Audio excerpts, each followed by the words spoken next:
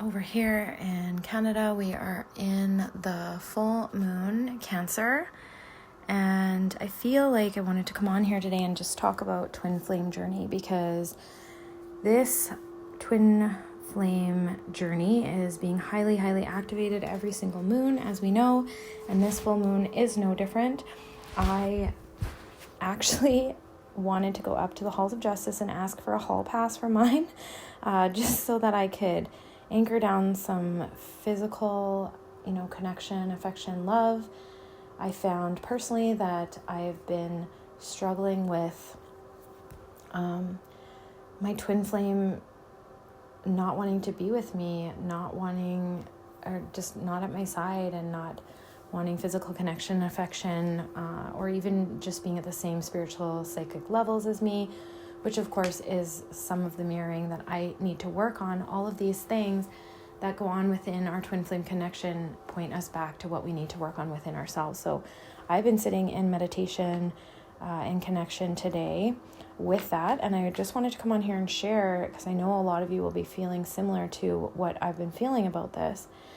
And so I did go up and ask my guides and angels about this, and it actually turned out that my higher self was having a wedding with my twin flame's higher self, and I was so confused. Obviously, my humanity perspective had a different intention going up to these halls, and my soul is doing whatever it takes to ascend me. But it was really interesting, the guidance that came through. So Isis, first of all, she's one of my core 4 guides. She came through and she told me, would you want to leave him on this earth? Because I had asked, if I do this alchemical marriage on the 5D, am I allowed to still ascend? I don't want to stay on earth plane after this life. Am I allowed to go forward?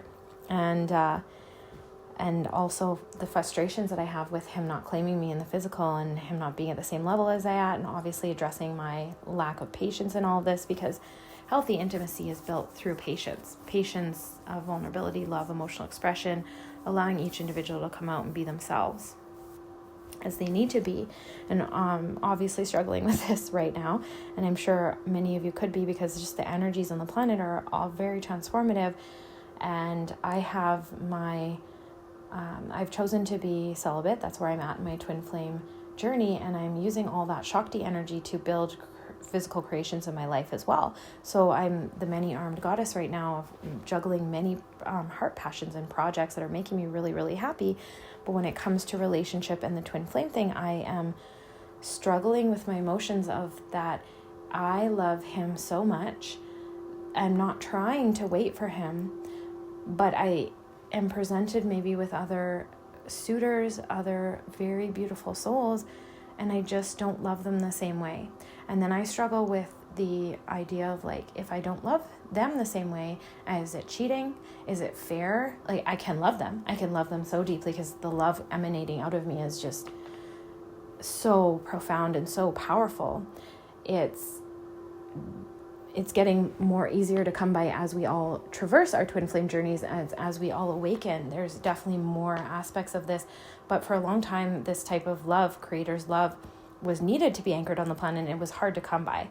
Now I have a whole community of powerful starseed light workers that are activated and giving off this love, and I'm so blessed to have that, and then to be connected through this channel, through this community, to all of you who are also emanating off that love. Yet in romantic relationship, the men are in their awakening phases now. We're going to see more and more men wake up over the next year, 2 years, 3 years, especially in the decade. We're going to see massive amounts of the men waking up. And that's part of what we're going through right now. It's probably part of the frustration. Now, when I went up and I seen this wedding going on between our higher selves, I was like, what? I'm so confused. But obviously I knew that my intention to ask for a hall pass wasn't really divine plan for me, because I've asked in different ways to release and to be happy with another partner, and that's not been what's coming through, because I'm still working on building those things in my life and building on stuff in myself. And there's a point right now where I do need to just be with God so I can build these things. Now, his higher self and Isis were responding to me when I asked if I could also leave the realm and still ascend. And they said that, would you want to leave? Because not being on the same realm as your twin flame can be painful because you're away from your soul. And it's actually super, super satiating and nourishing to your soul to be on the same realm as your twin flame. Now, that being said, like, I asked about the level of pain if you were separated, and they said it's bearable because energetics are different there, but it's also not because love is higher there. And so that was really interesting. And they said, I'll understand it when I return back to the realms, to the ethers. I'll remember and understand it better. And so that was enough for me. That was fine. And then his higher self told me that our commitment here is actually going to seep through and heal him in the physical, in the 3D, and that he is coming. And what I'm learning is, in the mirror of these struggles, these challenges, is to foster patience. First, it'll be with myself, then it'll come through to him, and that will kind of ebb and flow and be happening at the same time, but then it'll permeate all of life. And what is worth keeping takes time to build. And I already know that in relationships and friendships and foundations, that what I heals in him as well. I already knew that, but of course it's really nice, especially during pockets of frustration or pockets of challenge or pockets of stuck energetics that you're trying to work through, to have these divine reminders and these validations from our guides. So this is also why I'm sharing this with you. I was also told when him and I had reconnected a couple of years ago that when this was complete, my confidence going to be humble yet completely unshakable, because at the time I was so confident when I met him, and he was the only thing that could rattle me. I was like, how is this happening? Like, this hasn't happened for decades. What is going on? He rattled my beliefs in almost everything in my life, and now I already know that that was a spiritual awakening. That was me downloading all of the things that I needed from our reconnection, and it was giving me back a whole bunch of things that I didn't even know that I needed. But that activation of completing my self-concept and my confidence in our reconnection was actually, it's still in cycle. It's still being completed. So that's still going on for me. So I needed to be reminded of that. It is almost complete. They did assure me. And then they said the 5D alchemical allows our higher selves to share power more fully without overburdening one over the other with any shadows or any unmet work or any suppressed emotions. And then what happens is, if, say, because the female is the spiritual leader in the twin flame connection, so she's the one bringing Shakti through to the crown, and then when he awakens and he finishes healing, he will bring the union into fruition in the physical 3D. That could happen over many lifetimes. I'm not saying that's going to happen now, but if shadows go through and my twin flame is heavily burdened with ideas from the collective of seeing the worst in humanity over and over again. I also had that in the beginning of this life, but I've moved through those challenges, which was allowing me to hold space for him in all that healing I didn't know, but my wins in those healings, my overcoming in that, my healing of my family generational curses and all that heavy dark energy, that allowed enough stability for him to now heal. So now he is going through his own version of that, and the shadows that will come through, instead of them overburdening me, because I can read them, I can read energy, I can read the collective, I can read information, emotion. So they were almost overburdening me at times, because all this emotion would come through that I knew wasn't mine, and I would feel responsible for it or get through a pocket of frustration with it. They said there'll be a figure 8 of energetic matrices going on. So there'll be ones across from us through various chakras. So the heart will be one, the solar plexus, the sacral, and the crown. But then there'll also be one going down through the crown and down through the feet, like vertical, and then there'll be horizontal ones. So they called that the figure 8 union matrix, and that the energetics moving through there, the shadows will come through there, and they'll automatically be transmuted and alchemized by the earth and the soul star chakras, so creator and Gaia, the physical bridge. And this will help to manifest in the physical, manifest in the spiritual, but it'll anchor healing into both. And this is why we are the bridge, we are the light column, we are the path, we are the frequency. And this will empower us both, as opposed to one individual doing all of the work, or any kind of ego siphoning trying to go on, because that also can happen within twin flames that are completely wounded and have lived, especially the ancient pairs of twin flames that have lived extremely, extremely long lives in this realm and have gone through some of the worst dark ages of humanity. And they're really clearing a lot of that dark, heavy karma right now. There can be siphoning going on. There could be siphoning from amnesia and other lives where you found each other, misunderstood the connection, and set up dark magic. This is all being cleared right now in this timeline, in these timelines, these ages. Whenever you find this is your sign and activation that this is all happening for you. Most likely the alchemical marriage, all the way down into what I just talked about. So basically, the way they said it to me is like, you won't drain yourself. So there'll be no more siphoning attempts that will just literally disintegrate in the field, because you won't drain yourself. And so I thought that was really interesting. On the heels of this week also, I watched this movie called His Dark Materials. Well, it's like a TV episodes of a movie. It was based on The Golden Compass, which you might remember a long time ago, but it was like Phil Pullman, and he made His Dark Materials. It was 3 books: The Golden Compass, The Subtle Knife, and I can't remember Amber Spyglass was the last one. And I actually loved those books so much, and they made them into a TV show, and it was so good, because you can see the soul as an animal outside your body. It's just a really cool set of stories. And I was realizing as I watched through it this week, it's about twin flames, from the parents all the way to the main character. It's about twin flame spiritual journey, enlightenment. It's about a lot of things. But if you feel called to watch that, I would really highly recommend it. It's on HBO, it's on Crave, and it really does add some energetic ideas to all of this, and just was really it was just soul nourishing. It was it's a really good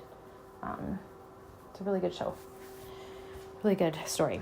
So anyway, I feel like I just feel like I'll end this reading with, my guides also just told me everything I desire is coming, my manifestation is working, and all of these pockets of what I'm perceiving as challenge in my human self is actually a higher fulfillment of order.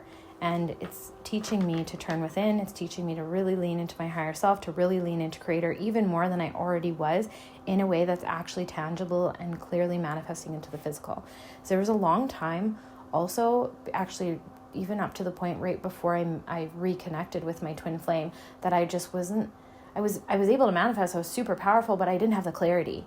Like, I didn't know where I wanted to channel that energy. So manifestations weren't staying. Manifestations weren't sticking. There was almost all these false starts. And in our reconnection, I got so much clarity from that. Like, bam. It's just so intense and so powerful, our coming together, even though in the 3D it wasn't. It was. Yeah, that's a story for another day. But it was actually mind-blowing spiritual experiences that brought us back together. But in the physical, when we seen each other, when we were there in each other's presence, it wouldn't have looked like much was really going on. It was really uncomfortable because it was so energetically stimulating, and it gave me so much clarity. Like, everything just became so clear after that, even though we, again, were separated. And I just got so much clarity in who I am, where I was going, what was still holding me back, where were my gaps, the mirror, right?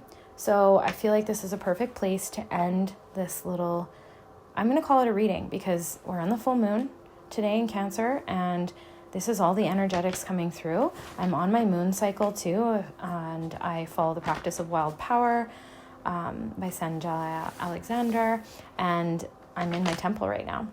I was told that I need to keep up with nutrition, yoga, prayers, balance, my daily spiritual practice, relaxation, joy, balance with play and fun, movement.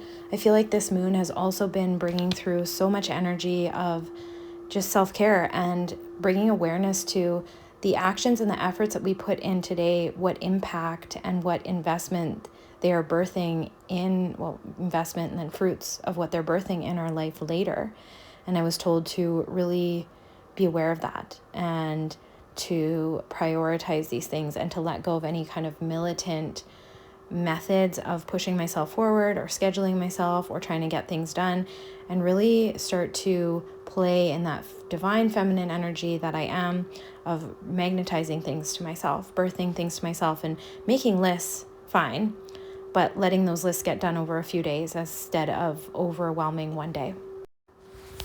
And being in Temple of Your Bleed, if you ever read that book, A Wild Power, it's a beautiful way to work with the energetics and the gift that is our moon cycle, our period, our bleed, whatever you want to call it. And it helps me on these days when it's full moon, Mercury retrograde is ending, to be in Temple fully. And so I won't get into that. I'll make another video if you want to hear about the stages of Temple and the energetics and the sensitivity of being able to connect and download and connect to your own higher self's wisdom, just as I've shared today through this experience. And I am sharing this so vulnerably and openly because I believe there's many of us going through this path. There's many ancient souls attracted to this channel, and they might be having some experience the same as me. And so I wanted to share this and let you know that you're not alone and that we'll work through these pockets together, soul to soul. Being in the first 5 days of my Temple, I really just feel this is a powerful time to just tune in and download what you need and want and are planning from a higher self perspective. So get connected today. And Mercury retrograde came to an end today, and I'm that Virgo Leo. So I just feel like there was all kinds of energetics going through the planet today, and they are especially twin flame stimulating. So I'm going to leave this out there and trust and faith that this will help somebody on their twin flame journey. And I'd love for you to share in the comments if this helped you, or if you have any questions. You can always reach me on any of my social media. And thank you for giving me an outlet to share and find the souls going through the same path and journey as me, because it really helps me to get through the pockets. It really fuels my soul. It really just fills me with gratitude and love for the beautiful starseeds out on this planet doing the work, that we are all anchoring the light in this evolutionary journey of Kali Yuga. And I love you. Have the best day.